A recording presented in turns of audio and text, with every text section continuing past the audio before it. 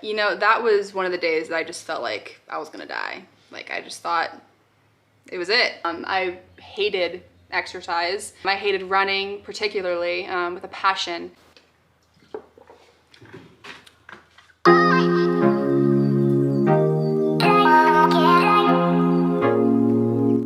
What's up, homies? Welcome back to my channel. So yesterday I asked you guys to ask me questions on my Instagram story because I wanted to answer some of them today. I know that I've been getting some DMs and some common questions, so I figured the place to answer them all in one place would be a YouTube video. I just finished a killer workout, shoulder day workout, and I'm feeling pumped up, I'm feeling energized, I'm ready to go and get you guys some answers. So let's do this. So the first question came in is from Casey Travels, and Casey asks if I've always loved fitness and how long it has taken me to adjust and fall in love with it. I mean, it depends on like what you mean by always, but I did start running at a pretty early age, like in early high school. I ran my first marathon, so I've loved fitness ever since then, but actually before that, I hated exercise. I hated running, particularly, with a passion, which is pretty surprising that I've come this far and that I like enjoy it so much now. I think that's just like, it's so shocking to me. I was never really into weightlifting until early this last year, actually. 2020 with COVID and quarantine and everything. I had never opened my eyes to building muscle and feeling stronger and stuff, and as soon as I started doing that, it's my new love. So now I have running and weightlifting that I love to do, and it's just the perfect combination. I'm really glad that everything in my life has happened the way it has to make me so active and just love the healthy lifestyle that I have. So I guess I would say I've always been into fitness. So yeah. So Last Stair Climber asks my next marathon. It's actually gonna be the virtual Boston Marathon race that I'm actually doing with a couple neighbor friends. That one's gonna be really fun. I've never done a Boston Marathon before, and I know that the virtual is not like the same Boston experience, but I'm gonna get a Boston medal and I'm gonna get a Boston t-shirt, and I think that's pretty cool. I don't plan to run it like fast. I'm just gonna run it at like a pace that I feel comfortable with, and then since I am running with a couple neighbor friends, I might kind of backtrack a little bit and make it an ultra just so I can run with them to the finish line or run with them for a little bit too. So it's gonna be a lot of miles that day. It's gonna be longer than a marathon probably. That should be in October-ish. I'm not really sure when the date is for that, but I think you can run it within like a certain window. So looking forward to that one, but that's my next marathon at the time. Don't really have any other races planned because of COVID and quarantine and stuff. It's a little confusing, but yeah, should be fun. So we got Tyler asking me, did you know walking is more tiring than running? Yes, it is more tiring than running. Like, think about it. If you were to walk a marathon versus run a marathon, honestly, it's kind of worth it to just train to run it, because if you're walking for that long, for like 26.2 miles, that's gonna take you like 7-8 hours. That's a lot of time on your feet, and it would be very much more tiring than running for 4 hours, I think.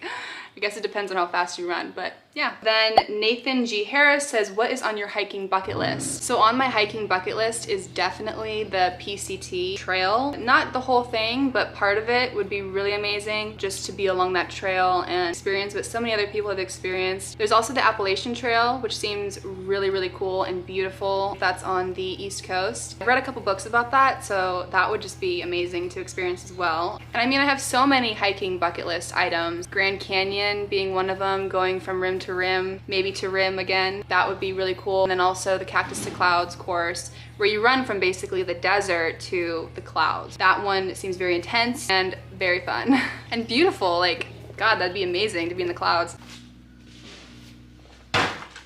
Water break.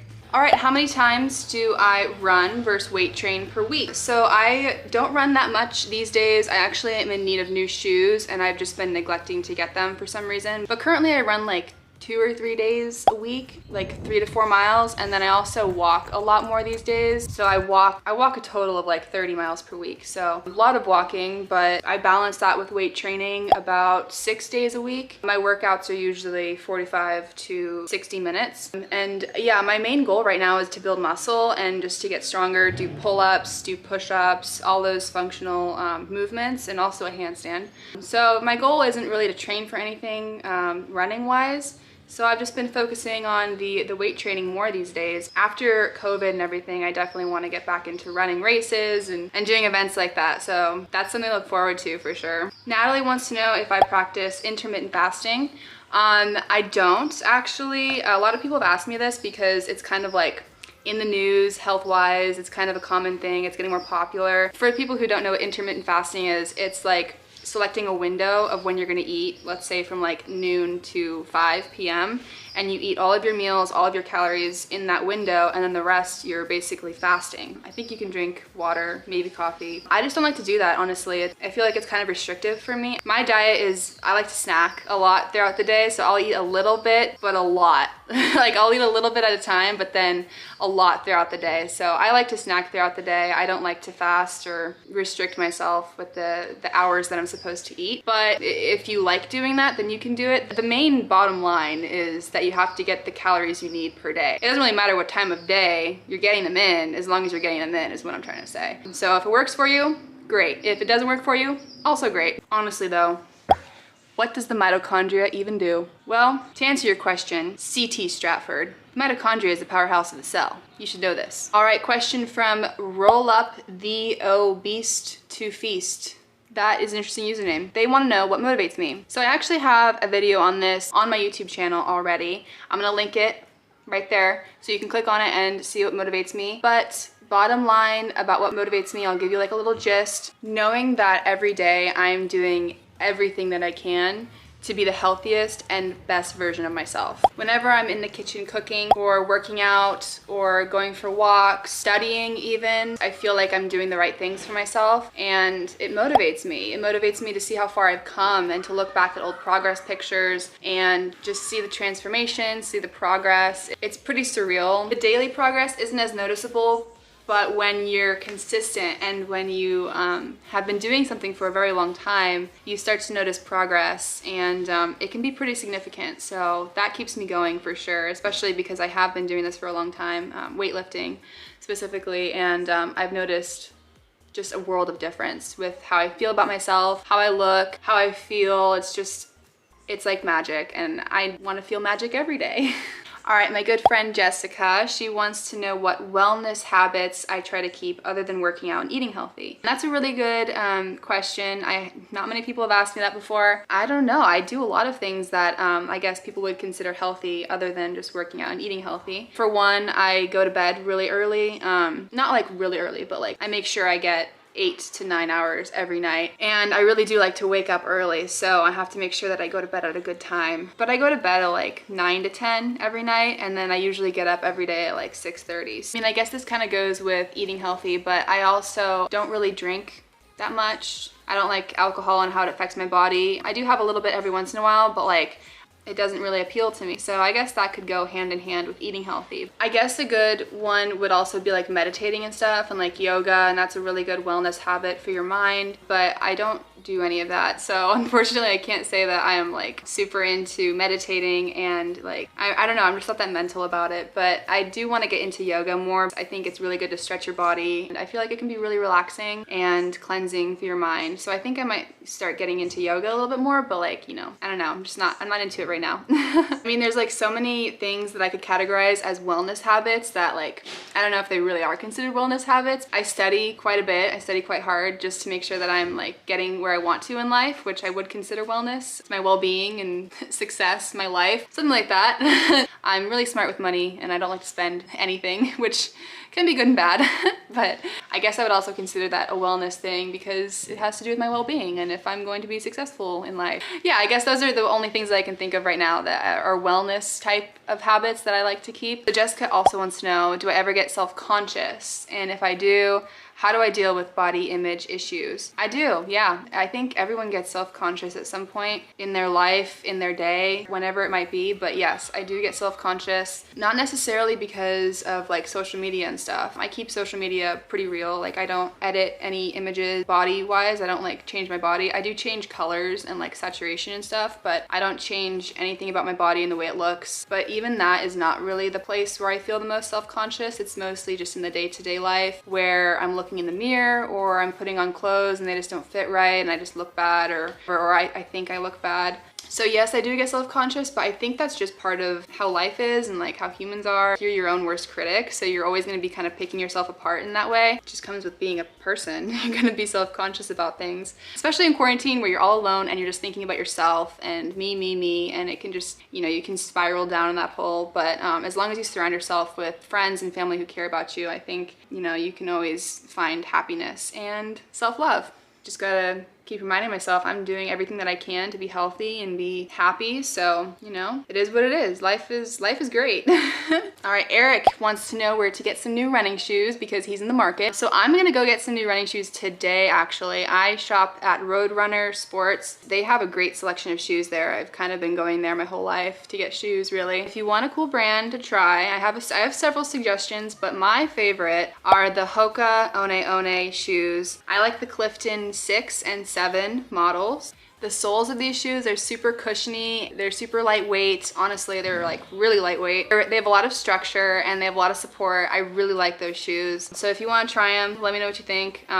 If you want to try some other brands, there's also Brooks, which my mom loves. There's Asics, Saucony, Ultra is really good. You just kind of got to try it on. I like to think of that scene from Harry Potter where he's like picking out the wand, but then the wand kind of picks him. So you gotta let your shoes pick you, you know? You can't force a shoe. Don't force a shoe. And then once you find the shoe that you like, do not change shoes. Do not change it up because you'll be like, oh, that color's cool, that design looks nice. And then 5 miles later, your knee starts to hurt and you're like, shit, I have to return these. Stay with them forever. Diego says he loves my videos. Thank you, Diego. I love your support. All right, and then we have one more question that came in from Facebook. It was from my good friend Jesus. He wants to know the craziest adventure that I've gone on. So my craziest adventure would probably have to be in Colorado, where I was going to attempt my first 14er. 14er is a mountain located at 14,000 feet. I had never been at 14,000 feet before. I was a little nervous about that. Getting to the top was really difficult because of all the rocks and there was basically no trail.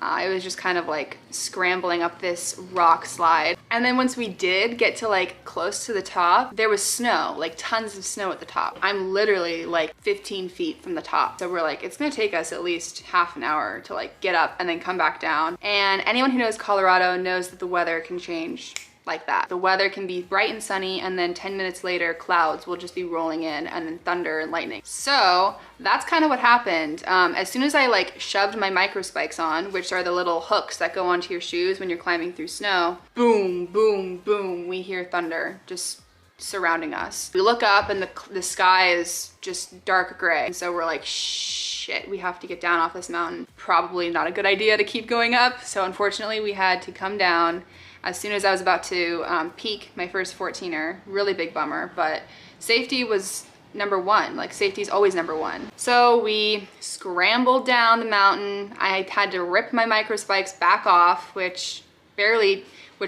almost took my finger off. I felt like I had frostbite. It was so cold. And then just like scrambling down this really steep, rocky pathway. It wasn't even a pathway. It was just a rock slide. We were just running down it as fast as we could. I was crying because I was so afraid that I was gonna get struck by lightning. I could see the lightning, like it wasn't very far. I could hear the thunder and the lightning and it was coming at us and we were at 14,000 feet or almost 14,000 feet. I was like, I feel like I'm gonna die. We were like running down this rock slide and I almost tripped so many times because I can't run on sharp, jagged rocks.